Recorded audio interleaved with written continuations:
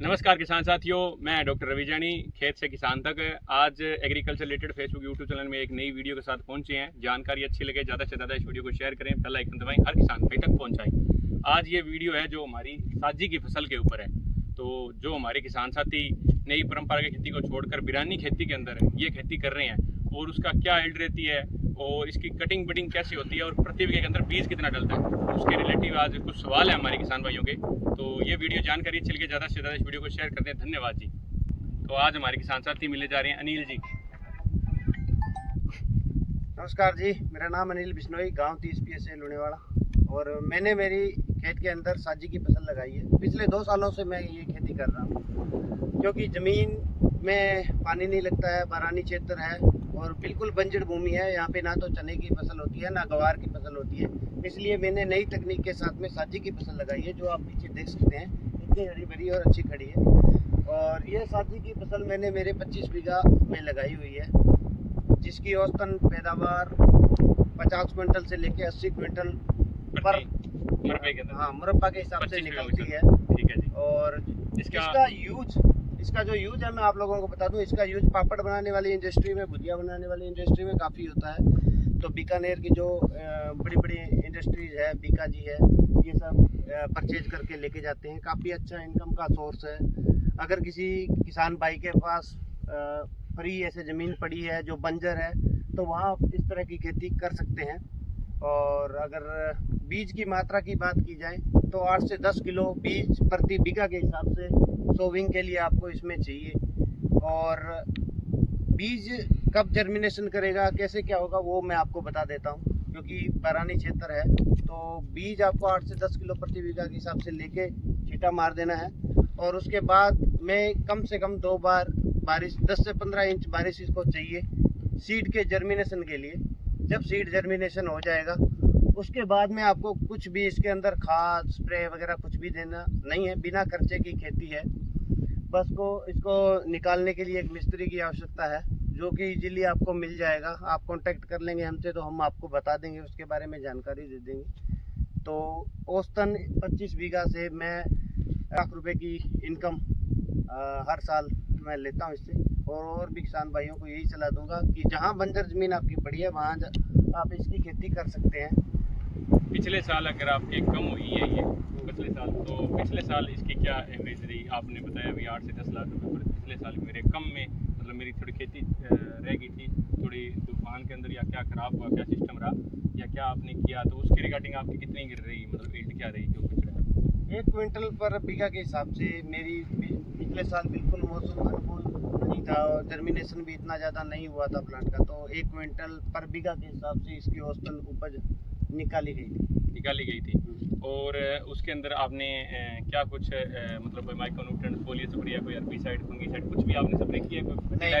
कोई भी herbicide, fungicide, कीटनाशक आपको इसमें नहीं लगेगा। खाद भी आपको इसमें नहीं डालनी पड़ेगी। मतलब फ्री की खेती है, ऐसा मैं आपको कह सकता हूँ। कई किसान भाई कहते हैं, जैसे मैं किसान भाई से मिला ये साथी के रिलेटिव, तो कई किसान भाई बोलते हैं भाई यार हमारे जहाँ पे सोरा था वहाँ पे ये उग जाती है और हमारे सोरे को जो पानी है वो भी नीचे लेके जाती है, क्योंकि इसके जड़ के अंदर कोई गांठ होती है। कहते हैं 10 साल लगातार चलती है कटिंग करने के बाद। तो ये कोई सिस्टम है क्या आपके सामने भाई, एक बार बीज डाल दिया उसके बाद ऊपर से कटिंग करो चलती रहेगी? हाँ, इसका ऐसा है, एक बार ही आपको बिजाई करनी है, उसके बाद में आपको कोई बीज नहीं डालना, कुछ नहीं करना है। ऊपर से कटाई करनी है, अगले साल फिर ये अपने आप से बड़ी हो जाएगी। ऐसा सालों साल, 10 साल 20 साल तक ये चलता रहेगा। और बात रही जहाँ पे अधिक क्षारीय भूमि है या फिर जहाँ पे शोरा ज़्यादा है, वहाँ पे आप इसको लगा सकते हैं। अच्छी फसल होगी ये। इसमें उसका ऐसा कुछ नहीं है कि सीड जर्मिनेशन नहीं होगा सोरे वाली ज़मीन में, ऐसा इसमें कुछ भी नहीं है। क्योंकि सोरे वाली ज़मीन है जहाँ पे कोई और फसल तो होती नहीं है जी। हाँ, मैं आपको स्पष्ट ही बता दूँ, कोई फसल आएंगे तो वो जर्मिनेशन नहीं होगी, उगेगी तो जल जाएगी।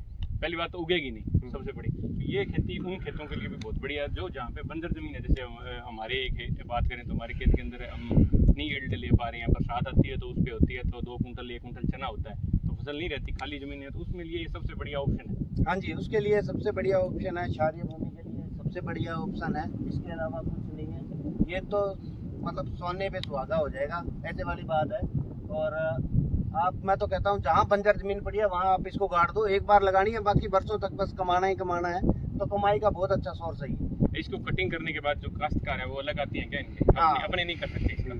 इसको आपको इसके काश्तकार अलग आएंगे जो आपको इसकी कटिंग करके देंगे। इसमें से जो मटेरियल इसको जलाएंगे, जलाने के बाद जो मटेरियल निकलेगा वो आपको निकाल के वो आपको देंगे। उसका कुछ वो चार्ज लेते हैं, वो फिर भी उनको देने के बाद भी काफ़ी अच्छे पैसे मेरे को बच जाते हैं, जितना मैं आम फसल लगा के चना सरसों लगा के नहीं कमा सकता। आपके एक बड़े बाबा मिले थे, वो कह रहे थे भी एक मरबा मैंने आध पे दिया है, तो उनको आध कर दिया हुआ, तो वो उन्होंने एक काश्तकार को दिया, तो 5 लाख उनको बचे, 5 लाख उन्होंने उन काश्तकार को दिए हैं, और 2 लाख 1.5 लाख रुपए का खर्चा लगा 2 लाख का। तो वो बता रहे थे 11 लाख रुपए 11.5 लाख रुपए के हमारे मरबे के अंदर इल्ड रही, मतलब एक इनकम आई है इल्ड निकलने के बाद। तो वो एक अच्छा ऑप्शन है किसान भाइयों के लिए। हाँ बिल्कुल अच्छा ऑप्शन है। जहाँ पे फसल पूरी तरह से अच्छी नहीं थी फिर भी ये उपज निकल के आई थी, और कम से कम 5 लाख रुपए की सीधी सेविंग हमने कर ली थी।